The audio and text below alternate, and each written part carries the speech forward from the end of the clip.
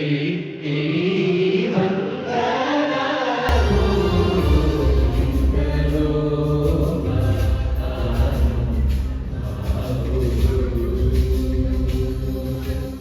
പാട്ടുകൊണ്ടാണ് ഞങ്ങൾ തുടങ്ങിയത്. ഞങ്ങളുടെ ബാൻഡും അങ്ങനെ തന്നെയാണ് തുടങ്ങിയത്. So this time we have few songs of Summer at Bethlehem for you as a tribute.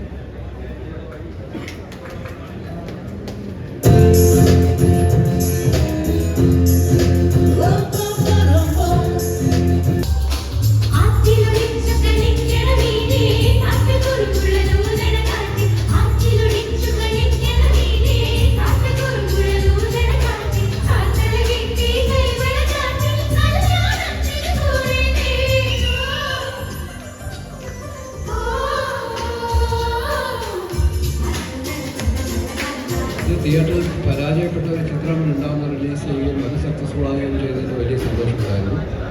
ഇത് തിയേറ്ററിൽ വിജയിച്ച ഒരു ചിത്രം 27 വർഷങ്ങൾക്ക് ശേഷം വീണ്ടും പ്രേക്ഷകരിലേക്ക് എത്തുമ്പോൾ അതിനും വലിയ സ്വീകാര്യത ഉണ്ടാകുന്നു എന്നുള്ളത് വളരെ സന്തോഷമാണ്.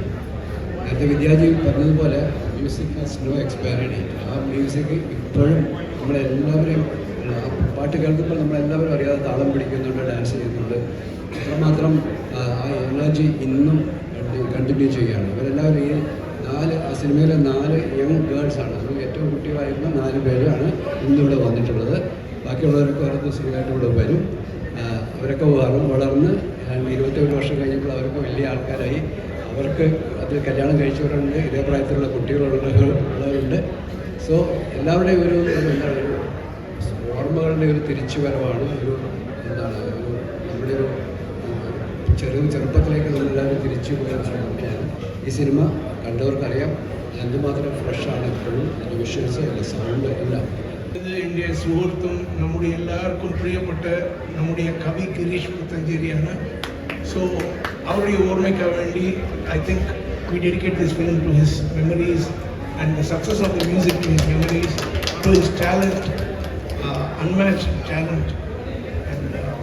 I think this is the right time to remember him and pay homage. Thank you.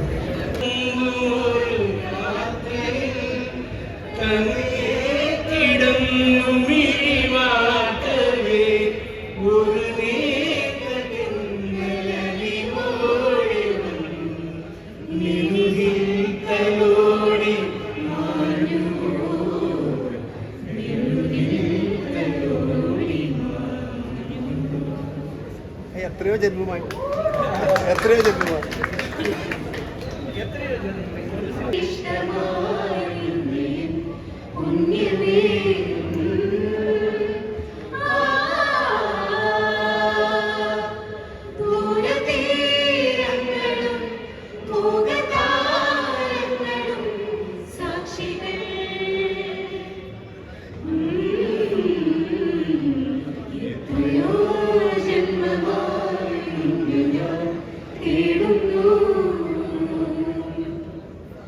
Thank you, sir.